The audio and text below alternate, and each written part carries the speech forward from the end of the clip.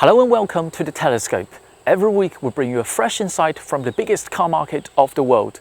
Today's car is the Aston Martin DBX.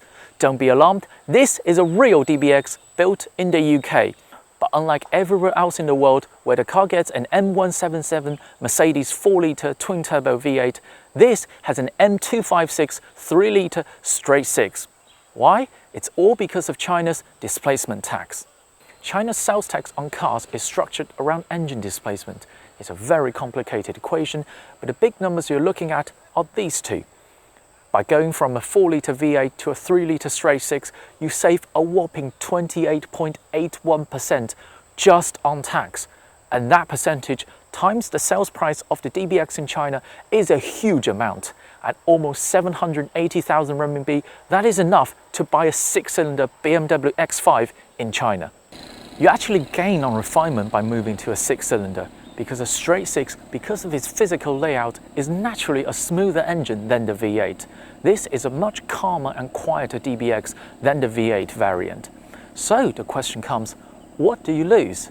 Firstly, about 115 horsepower, or if you compare to the car I'm currently sitting in, the DBX 707, about 270 horsepower.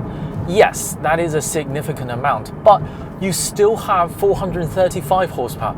0 to 100 is still finished in 5.4 seconds. I mean, that is still very, very fast. If you think that is too slow, go and see a doctor. The body control of the DBX is so good that under normal driving conditions, you will be tricked into thinking that you're driving something like the size of a Porsche Macan, where in fact this is a 5-meter kind of massive SUV. I mean, it's probably the highest compliment possible to say that a car this heavy and this big drives like a car that's half a meter shorter and half a ton lighter. I said in a Neo ES8 review that I'm not impressed with the handling of that car. If the ES8 can have, let's say, 60% of the DBX handling, I would be over the moon. All of that trickery only works to a certain extent, of course. When you push beyond, let's say, 7/10 of this car, and when you're parking, inevitably the size and weight starts to tell. And I want to make a probably controversial point here. I've never enjoyed pushing the DBX beyond 7/10. Hear me out. Because the truth of the matter is, even in this 707 form, if I'm pushing flat out in this car, the size and weight means it's going to be a scary experience. And at that point, the otherwise excellent 48-volt anti-roll system under normal driving kind of becomes a liability. Because at that point, this car is unnaturally flat, and the seat in the normal DBX, the 550 horsepower, and in the straight-six, doesn't have that much lateral support anyway. So under hard driving, you are literally sliding off the seats or trying hard to stay on the seats. Much better seats on this though. The 707, I'm told, this seat is straight from the Vantage, and I can tell that it has much stronger side bolster that under hard driving really holds you into place. So yeah, the handling of the DBX within 7/10 is a dream, is, I think, in my opinion, the best handling SUV on the planet. Beyond that, I don't recommend you doing that because yes, you can negate the body roll, but the lateral G-force is still there. I don't mind losing that last bit of performance. I won't drive that quickly in an SUV anyway. That's not what this car is about.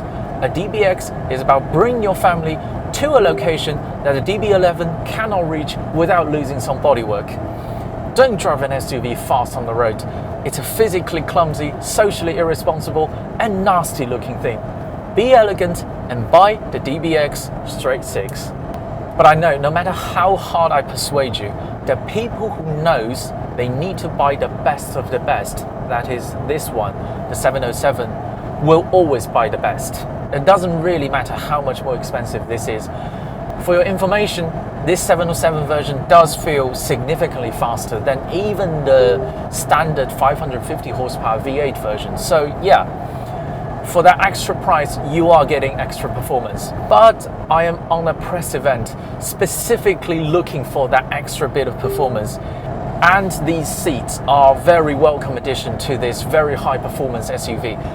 It really holds you into place under hard cornering. if that's something that you would do in an SUV. That is all from the telescope today. If you enjoyed this video, keep watching, keep subscribing. More videos coming along very soon.